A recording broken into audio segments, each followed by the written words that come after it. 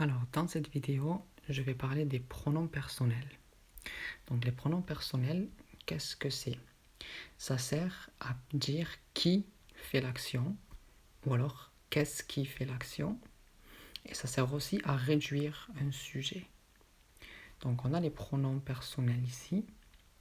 Alors, pour les formes donc au singulier, la première personne du singulier, c'est je ou j apostrophe, quand il y a une voyelle ou une lettre H. Pour la deuxième personne, on a tu. Pour la troisième, il, elle ou on. Pour le pluriel, la première personne du pluriel est nous. La seconde est vous. Et la troisième, il ou elle, qui se prononce exactement comme il et elle. Donc plus en détail, au singulier, donc masculin on a il, féminin elle, au pluriel nous, vous, il, elle. Donc ici, c'est un groupe de filles ou alors un groupe de garçons ou un groupe de filles et de garçons. Exactement pareil pour vous. Ici, un groupe que de garçons et ici, un groupe que de filles.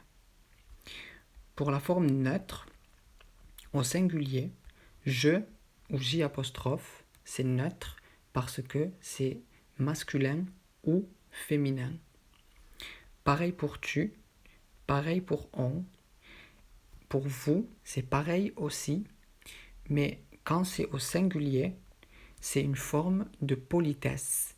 Donc ça s'appelle le vouvoiement et il n'y a qu'une seule personne, ce n'est pas un groupe et c'est pour être poli, donc une forme de politesse. Je ferai une vidéo sur ça plus tard. Pour le pluriel, donc nous, exactement comme ici, donc groupe de garçons, groupe de filles, ou alors groupe de garçons et de filles. Pareil ici, ici c'est le groupe, ce n'est pas une seule personne, ce n'est pas pour être poli, c'est un groupe. Et ici, c'est un groupe de garçons ou un groupe de garçons et de filles en même temps. Mais par contre, pas un groupe que de filles. Si c'est que des filles, on utilise elles au pluriel. Donc je vais donner des exemples pour chaque forme. Donc pour je, par exemple, je peux dire je parle. Donc parle est un verbe. Je n'ai pas encore fait de vidéo sur les verbes. Je ferai une vidéo sur les verbes et sur les temps. Donc ce n'est pas important pour le moment. Ensuite, pour une voyelle, donc j'écris, par exemple. Et pour un H, j'habite Paris, disons. Voilà. Pour tu, donc tu parles, je vais garder le même verbe. Donc tu fais l'action. Ici, donc, il parle, ou alors elle parle, ou on parle. Donc, il fait l'action, elle fait l'action, on fait l'action. Pour le pluriel, donc la première personne du pluriel, donc nous, donc un groupe, nous parlons, donc plusieurs personnes. Ici, vous parlez. Donc si c'est le groupe, plusieurs personnes. Si c'est la forme de politesse, qu'une seule personne qui parle. Et pour la troisième personne du pluriel, donc il parle, donc un groupe. Et elle parle, un groupe aussi. Voilà. Donc maintenant, je vais montrer la forme pour réduire.